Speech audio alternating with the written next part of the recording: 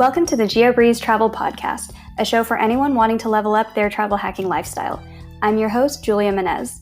I'm a travel hacker, coach, speaker, Filipino-American ENTJ who loves solid travel gear and using shortcuts on spreadsheets.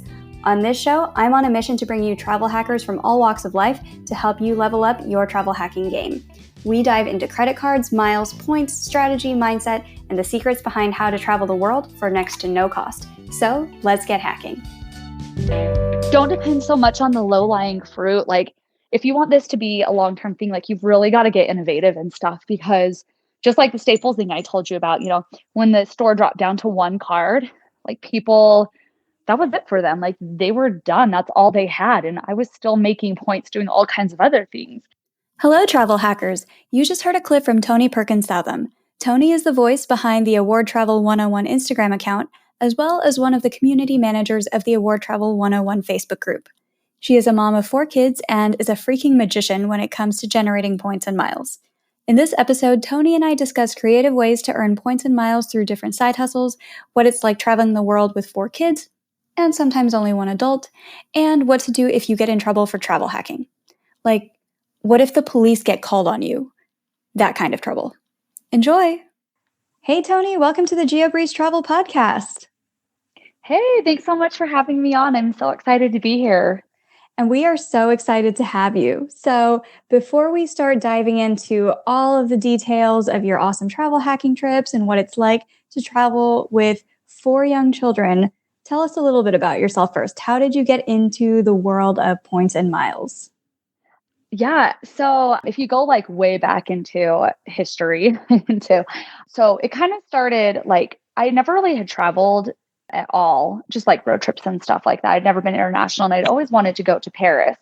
So my husband, he was in the military and he had been deployed to Afghanistan for a year. And we had our 2 boys were, 3 years old and 3 months old when he had left. So, he left when they were little babies. And then by the time he was supposed to come home, they were like, 4 and over a year. So one of the things that a lot of people told us was just like how the deployment was the easy part. It was just like the coming home part was like the really hard part. So we decided to plan this big trip with no kids out to Europe just to kind of like get to know each other again and, just not throw them right back into real life. So we planned this big crazy trip and it ended up costing like a small fortune because we just knew nothing about travel. Like, it sounds so naive and stupid, but like I didn't even think like I could look at other like flights and things like that, right? Like I just knew like Delta flew to Paris or something like that back then. So I was like, okay, I have to fly Delta there. Like I knew nothing. So we spent a ton of money on these trips and went on it, and we just kind of realized like traveling wasn't going to be something that we get to do too often.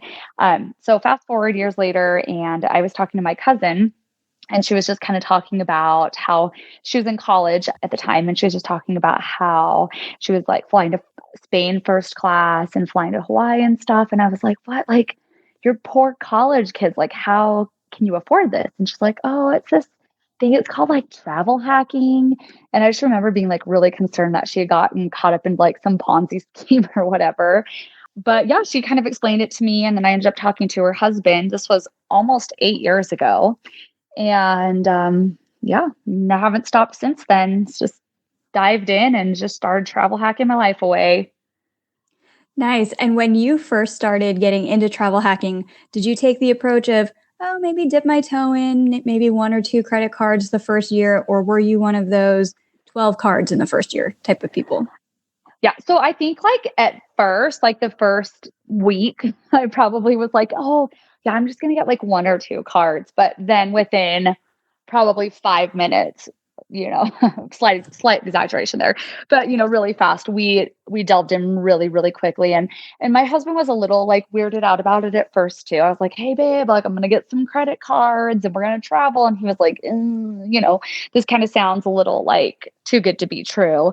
But once we kind of started going with it, he was all on board and like ready to go. So yeah, we just started going crazy right off the bat. What were some of the first credit cards that you got back in the day?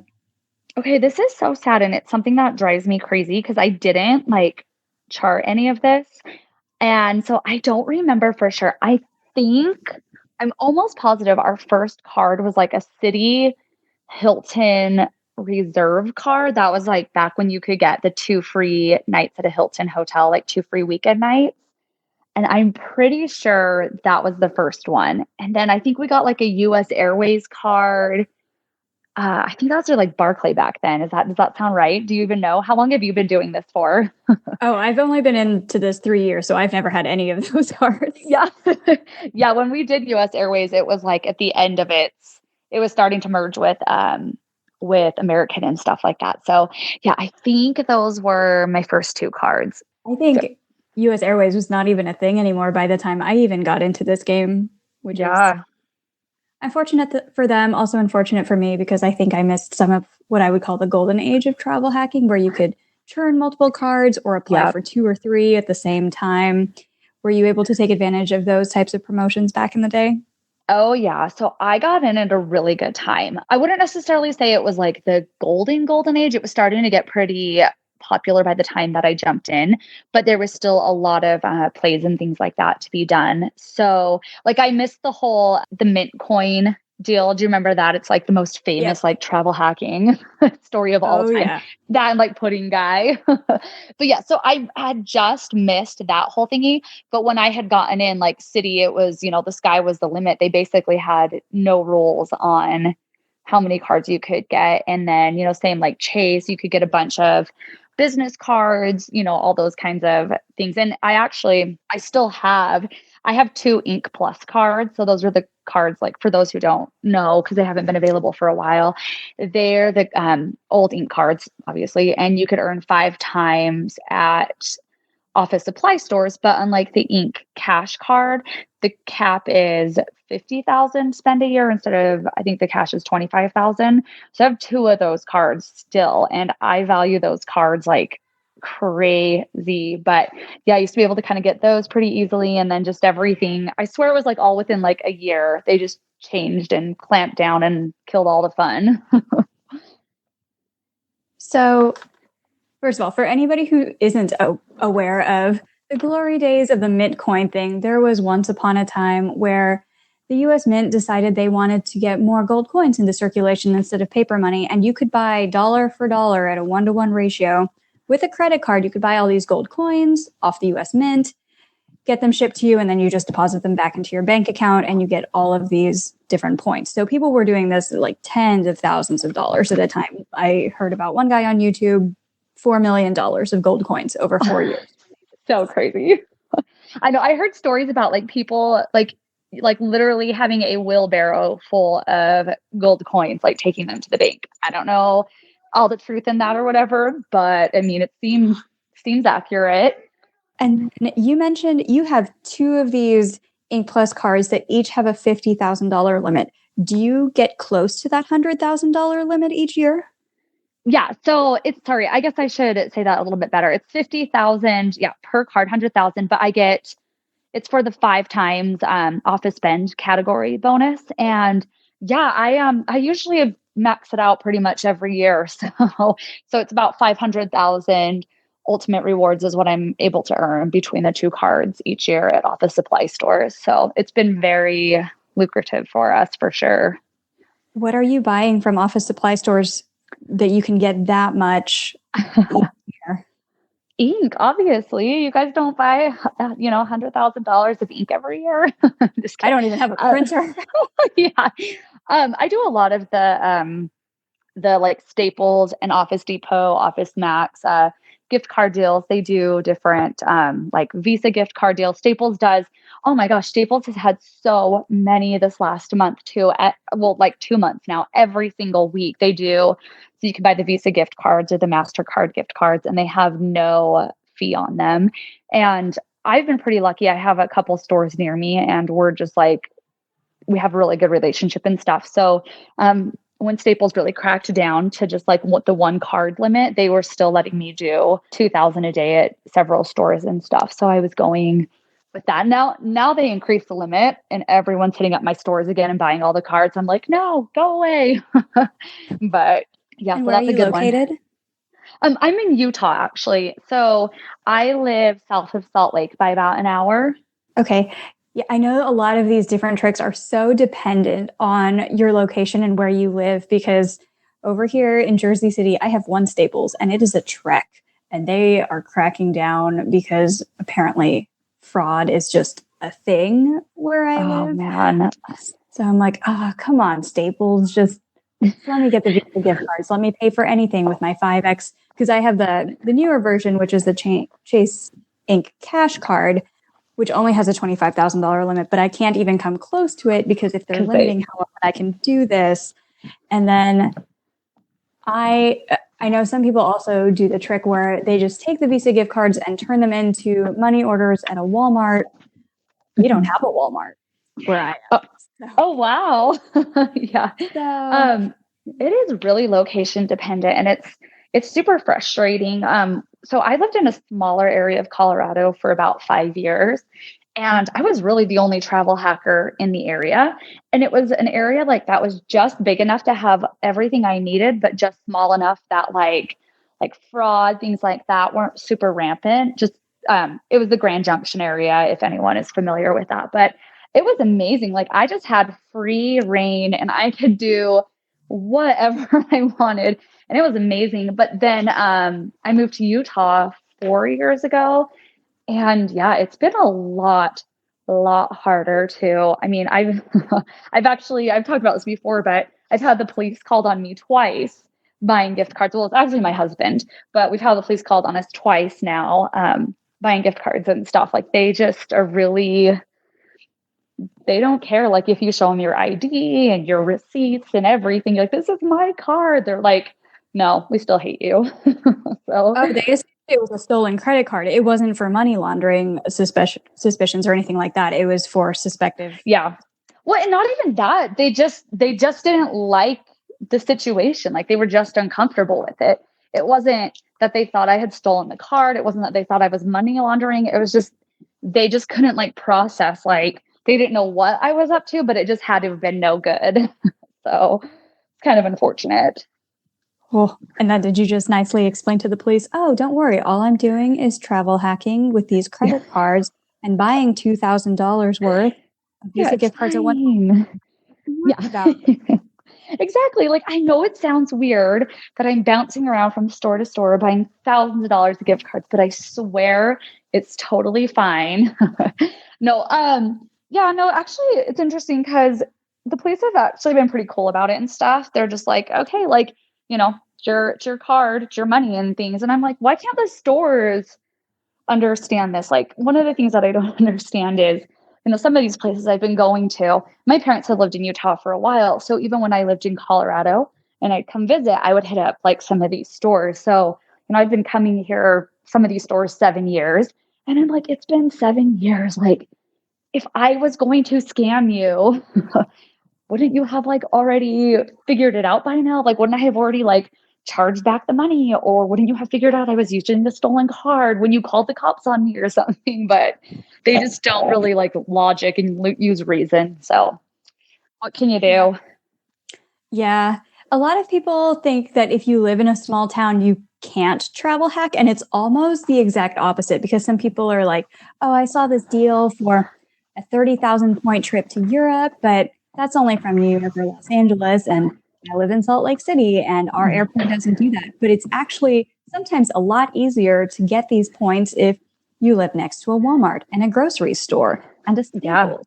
And you're able to do this kind of card churning. So tell us about some of the side gigs where you're able to incorporate your travel hacking hobbies and earn points and miles that way. Yeah, so I've done quite a few different things. Reselling, I feel like there's actually like this natural progression of like travel hacking, right? So you get in, you get a couple of credit cards, and then you start realizing like, well, crap, like I don't have that many expenses each month. So you need like more ways to like spend money without actually spending money. So then you start looking into like the MS thing a little bit, you get like a little bit of money orders, things like that. But then you kind of start realizing like this is a lot of work too, super competitive. Most of the stores won't even let me buy this. So then like I feel like reselling is the next logical step here. And so like pretty much most travel hackers. I've dabbled in like Amazon FBA, and I did that for about 2 years. And it was really good. It was really lucrative and stuff like that. I actually made more money than I was anticipating because I had started it with the idea of like mostly making points. And then I ended up making money, and the points were like the gravy train. The problem is, it's just like everything in this hobby, it's so competitive, like so competitive. And I just got like so sick of dealing with like Amazon's rules and just like the scams. And I finally just called it quits one day. But I've also done, so I currently resell, I'm a bulk seller on Raise. So that means like I sell third party gift cards on this website, this platform. So that's been really, I really enjoy that actually. Like I haven't burned out of that yet. So that's good. Where are you sourcing the gift cards from? Are these ones that you're buying at a discount or with like your 5x points from Staples and then you sell them back on Raise? Yeah, mostly cards with discounts. It's pretty easy to find discounted gift cards like online all the time. Like, Gift Card Mall will offer discounts on certain cards, or like, what is it? My Gift Cards Plus for they're like the swag bucks store. Mm-hmm. Swag bucks is a shopping portal kind of thing, so they will offer discounts on certain things. And yeah, I've just managed to like scale up that way. Obviously, I can't share all of my secrets, but if you start looking, it's easy to find good gift card deals for sure. Cool. So Amazon, Yeah. FBA, Raise, any Mhm. other side hustles that you are juggling with these as well? Yeah. So buyers clubs. Are you familiar with the buyers clubs? Yes, the buyer groups. Yes, I love those. Those are such a well, talk about low-lying fruit. People are really skeptical of them too, and I've been selling with them for 2 to 3 years, and it's so easy. I love it. Basically, all you do is you have these people that, from my understanding, they hit these velocity limits on like Amazon or Best Buy and stuff, and they resell like iPads. So what they do is they outsource it to all of us. And so, they'll be like, okay, buy iPads. So like we'll buy the iPads, ship it to them, they'll reimburse us. So we make the point, sometimes like a little commission or something, and then they sell them. And yeah, it's a really awesome, easy way, good way to meet minimum spends or make a little extra cash if you use the right cards. So yeah, love buyers clubs. You can even strategize like Q4, Christmas time and stuff. That's such a like lucrative time of year. Like everyone's selling so much. So even if you don't want to do this year around, like maybe set up a plan, some kind of strategy for each Q4 where you do go all in and sell on Amazon or sell on Craigslist or your local yard sale group and stuff. And just like you can make a lot of points to last you the whole entire year and then some. Absolutely. So you're juggling all of these points and miles work, you're juggling it with the side hustles, and you have 4 children that you travel with when you get all of these points and miles. Can you kind of walk us through what is that like? Because you're oftentimes just you because your husband's not traveling with you. So it's you and 4 children. Man, it's been such a journey and process, and it's just crazy to like reflect back now, especially now that my kids are a little bit older. It kind of started out, long story short, so my husband and I started traveling with our kids on points and miles because like just finding a babysitter is just not feasible when you have 4 kids, right? Like, yeah, will you watch my 4 kids for a week or so we can go travel around the world? Like, just wasn't working. So we decided, if we wanted to travel, we'd have to take the kids. And my husband has like a really crazy schedule. And I mean, he will work months on at a time. Like, I won't see him for months at a time. So we were living in Colorado. We were going to move. And we put our house up for sale. And then our plans to move fell through, but we couldn't back out of our house because we didn't put any contingencies or anything in it. It was just going to be a huge fight and stuff. So we were like, cool, we're homeless, don't know where to go. So we're like, if, we're going to be homeless, might as well do it somewhere cool. So we packed everything up and we flew out to Europe, and we flew into France, drove out to Croatia. My husband dropped us off at Croatia. And then he hopped back in the car, drove 15 hours back to Paris, dropped off the rental car, and flew back to the United States. And then my kids and I stayed in Europe for about 2.5 months that summer. And they were really little. So my baby was like 16, 17 months old. Like I was still breastfeeding her when we went. And so that was my first time traveling internationally with just the kids. And it was such an incredible experience. And it was such a huge learning experience because it was hard. It was really, really hard. And I learned a lot about planning because, like, I did not do a good job planning that trip at all. I didn't really know what I was getting into. And it ended up being like I said, it was an amazing experience, but it was hard, like just because you travel to another country doesn't mean like your kids all of a sudden aren't going to melt down anymore or need naps or all these things. They still do all this. They still need diapers and changing and trying to time that and figure it all out was definitely a huge learning experience for sure, but totally worth it too. Nice. Yeah, it was great. Was everything booked ahead of time, or were you booking hotels and everything as you went? Yeah, so it was kind of an as you went thing. We had the flights out to Paris, and then I wanted to actually stay in Spain or France because I wanted to work on my French or my Spanish and just thought it would be really cool. After kind of looking at France, I realized just how expensive it would be to rent a place out there for that long. And then I was looking at Spain, and then I kind of just saw like Airbnb has this map, right? And it shows you like surrounding areas. So I'm looking at Spain and I'm like, okay. And then I'm like looking east of Spain and I'm seeing things like half the price. And I'm like, whoa, what is this? So I scroll over and I start looking into Croatia and it's just like drastically cheaper than Spain and stuff. So we decided on Croatia. And yeah, so we got there and then, yeah, I didn't really know like, what the plan was once we were in Croatia. In fact, when we flew to Marseille, I had actually been wanting to go stay in Nice and I had been like looking and I just really couldn't find like a great option to get there and where to stay and stuff. And then I just like I want to say it was the day before, maybe it was like 2 or 3 days before we were leaving Croatia. I decided on Marseille and booked something last minute, and then we flew out to Marseille. So after spending some time in like Dubrovnik and stuff, so yeah, it was a little crazy.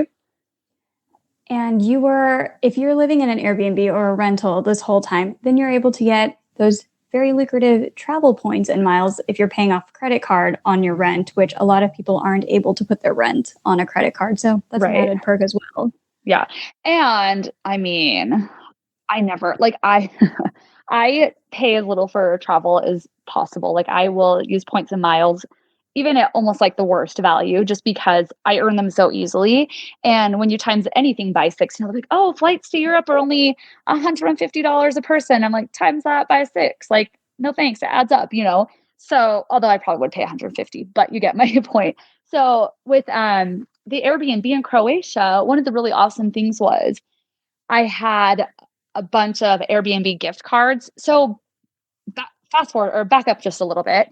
And there used to be this like eBay hack where you could like essentially turn third party gift cards. So like I can't remember exactly, but like you could buy an eBay gift card and then you could buy like a Target gift card and you would get the eBay bucks or whatever. And then you could go to Target with that gift card and buy an eBay gift card. And then you go back to eBay and buy a Target gift card. And we called it like the eBay carousel.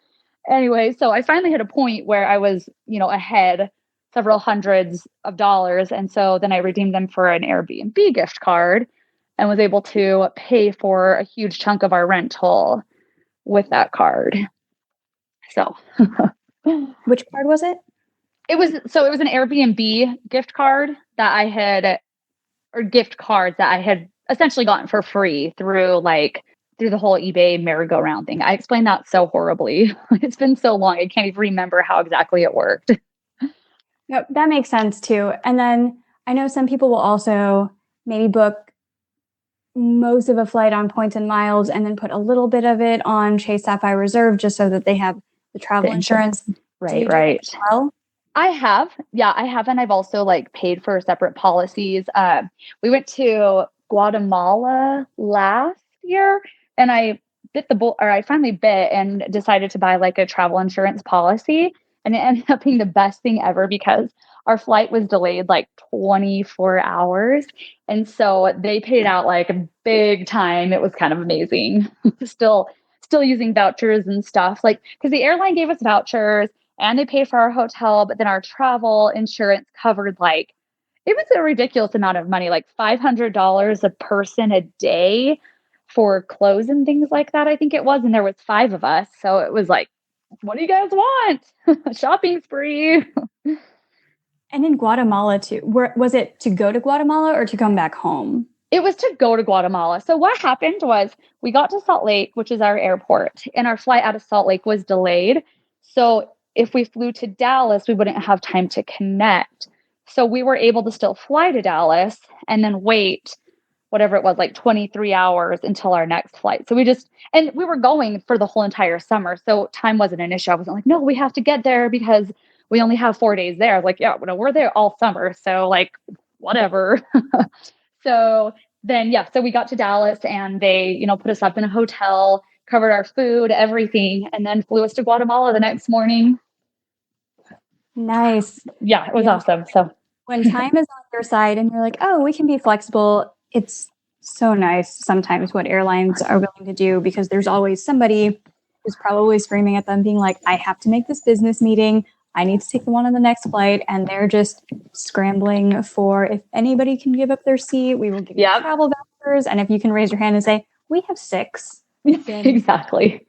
Then you're golden. No, exactly. That reminds me of kind of a funny story though, because that's what I always had thought, right? And so we finally got our opportunity. We were flying from Denver to Cancun was our final destination. And the flight was like super oversold and they needed 12 seats. And I was like, oh yeah, like I've got 6 seats. And I went up there and they were like, oh yeah, like they weren't like that interested. And I was like, wait, what? Like I could give you 6 seats. And they were just like, oh. And they like wouldn't budge on the price or anything. And then we boarded and I asked them what happened. And like, oh no, they just didn't get on the flight. And I was like, wait, what? So that was kind of a bummer, but it has paid off at other times. And do you have a favorite airline that you use for these? Yeah. So favorite airline is like a stretch because I definitely don't have any like love for this airline, but their program has worked really, really well for me. And American Airlines has just been such a great, just today I was looking at flights to Turkey and I found 6 seats in business class at the saver level. And the taxes and fees was only like $40.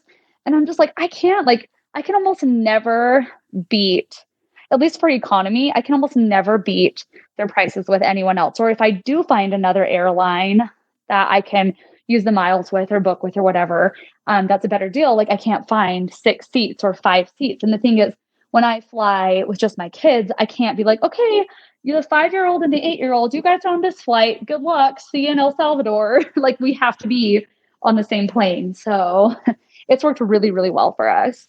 And do you normally transfer Amex points or Chase points when you're flying American? So with American, I've always just gotten the co-branded cards. And just to be completely honest and open, I played the mailer game for years and years, and I did get shut down. This last, was it like February? They locked my account. So that was kind of fun. But we do have, my husband is still, his account's still good and he has some points left. But it's definitely going to be interesting when we don't have American as our backup plan. Because, up until we got shut down, like I never went under 1 million American Airlines miles. So, wow. Yeah, it was like the gift that kept on giving. It was a good time. They just froze all 1 million points. You're out 1 million points? No. So with that one, so when I got shut down, I had actually redeemed like a ton of my points and my account only had, quote unquote, it had about 150,000 in it. So my husband's account actually had the majority of the points in it because I had just focused on, well, actually, this is kind of a funny story where a mistake turned out to be the best thing ever. So I had been like loading up his account for several years and stuff. And then one year I paid his Citi card 30 days late. And if you pay it 30 days late, then Citi does this like kind of soft ban where you can't get any new cards for, what is it? Is it like 6 months? It's either 6 months or a year. I think it's 6 months. So I ended up just kind of completely ignoring his account and didn't do anything with it. And I just worked on my account, getting miles, redeeming that way. And that late payment ended up being the best thing ever because I couldn't get any new cards with his account was safe. So so it ended up working out. But yeah, so his had the majority of the points in it or the miles in it, but it's starting to dwindle now. It's so sad. How many cards are we talking before you got shut down? Oh, I mean, I've been turning Citi cards. Well, I told you, like my first card was a Citi card. And back in the day, you could kind of get whatever you wanted. And did you ever hear about the American Airlines credit card, the executive card deal? It was like 5, 6 years ago, but they had the executive card where you could get 100,000 points when you signed up and spent $10,000. And I had a Simon Mall, and this was before like Simon was all the rage, right? And the fees were like $2.99 or something back then, like so dirt cheap. And I could just go in and so I would get my Citi card, I'd go in, meet the minimum spend right then and there, get the 100,000 points. And then the next month I would get one under my husband's account. Then the next month I'd get one under my account. Like you could just do it every single month for quite a while. So that was what got us like the biggest majority of our points. And we've held on to those for quite a while. But then even after that, I mean, I don't know. I've had a lot of Citi American Airlines cards. That makes sense. So with Chase, they have the 5/24 rule where you can't get more than 5 cards in a 24-month period. But then once you are, as some people call it, LOL over 24, then you just kind of say, well, we're just gonna keep the LOL coming and then keep turning the cards. Like if American Express will let you do this, or Citi, or anything else that's not Chase that isn't subject to these rules, some people do that as well. Yeah, for sure. You might get shut down. Exactly.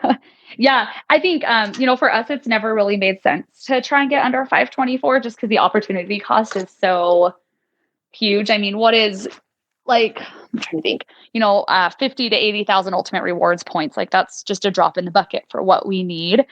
So to wait, years potentially in order to get under 524 just doesn't make sense when I could be earning tons of miles in other places. So, but yeah, like some people it totally makes sense for us, it didn't.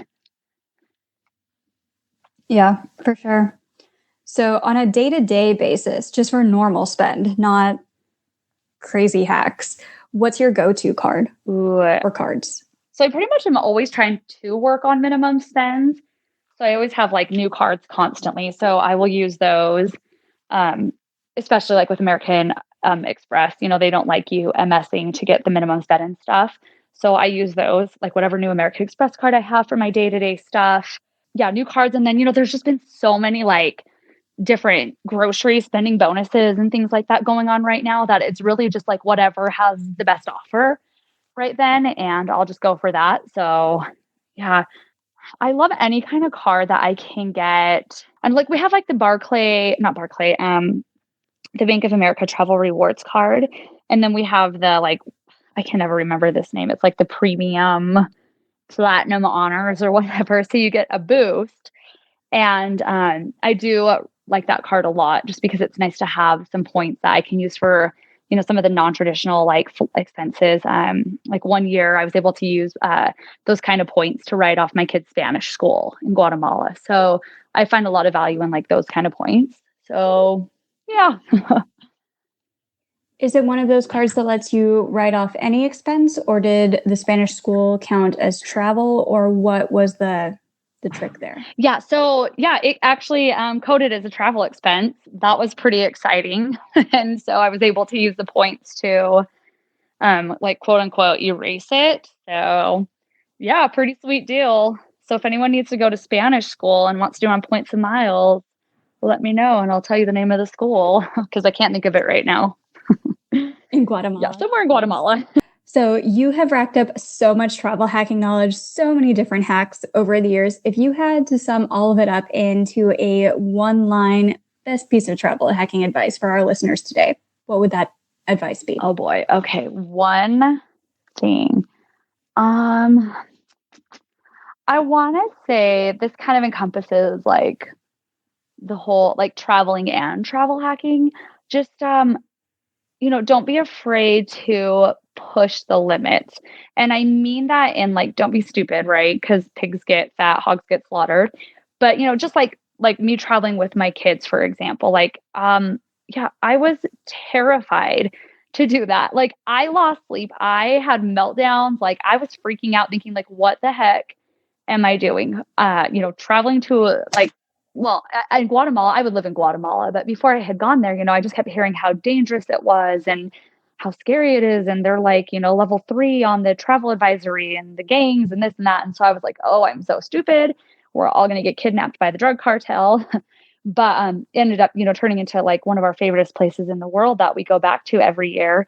And then also, just like with the MS thing and stuff, just like don't let your fear hold you back. Like I know fear really, really well because I struggle with anxiety like big time. If you go back a couple of years, like a bunch of my podcasts that I did with Award Travel 101 were about my fear of flying and having to work with a therapist and things like that, just because I have a lot of like very real fears in my head that just have almost held me back. But, just so yeah, just like don't be irrational, like realize that maybe it feels real, that like it's scary, but it's worth it in the end. So yeah, just try not to let the fear hold you back. So you mentioned Award 101 Travel. For anybody who isn't familiar with that travel hacking brand, can you tell us a little bit about it? Yeah. So we're a Facebook community. We're like the original Points and Miles Facebook community, and we just teach people how to earn lots of points and miles and to burn lots of points and miles. And it's such a great community. We have about 67,000 members now. It's run by me, Joe, and Kim. We're the admins, and then we have like the most amazing moderator team ever, Jackie and Angie, and yeah, it's just a really great community. It's very positive because I know like one of the things that we're notorious for in the travel hacking world is just people are so mean, right? Like the old Flyer Talk forums were like the most terrifying, darkest place of the internet to go because people were so mean. So we try and keep it really positive, and you don't have to be afraid to ask questions there. And so, with all of the friends that you've made in this community or throughout your whole travel hacking journey, can you give a travel hacking shout out, or more than one if you'd like, to somebody who has really great travel hacking content that you have found to be particularly useful over the years? Yeah, definitely. So I'm like big on like girl power, right? And that's one thing that kind of drives me crazy in this industry. It's just very like male dominant. And there are like very prominent female figures, but I feel like they still some reason like take a back seat. And it's hard to find like a really prominent female figure in this industry. So I'm all about like those ladies. So one person that I really love is Bethany Walsh of Bougie Miles. She just has such a different like outlook on it all. It's just like a fresh breath of air, not just like your, single adult male who wants to fly first class everywhere. Like it's kind of refreshing. And I just feel like she's more, although like it is Bougie Miles and she does like really fancy suites and flights and stuff. I just feel like for me, she's much more relatable. And I love that. Perfect. Well, we will definitely tag her in the show notes and on Instagram as well. Awesome. All right. And where can we find you on the internet?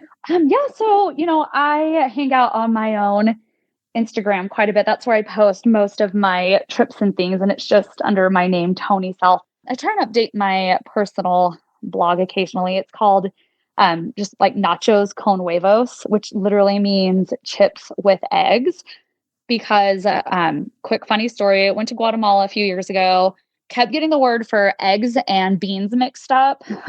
For some stupid reason. So I was ordering food for my kids. We were starving to death. And I was just like, oh, nachos con huevos. And the lady looked at me and she was like, huevos? And I was like, sí, huevos? And she was just like, huevos. And I was like, what else do you put on nachos? Yeah, huevos. And she walks away and comes back out with a plate full of chips and scrambled eggs. And we just, yeah. So Hard thing, so I'm like, that would be even weirder. So it was just like the best experience. And we laughed, and my kids ended up loving it. And for those that don't speak Spanish, frijoles is the word for beans, not huevos. Huevos are eggs. So I named my blog after that experience. And I just try and talk about all the dumb things I accidentally do on my trips, but ends up working out and being super fun. So yeah. And then just, Award Travel 101. And that's where you can find me. Thank you so much for coming onto the podcast today. It was so entertaining and so informative and value adding getting to speak with you today. Thank you so much for having me on. I love talking about this stuff. It's my life. So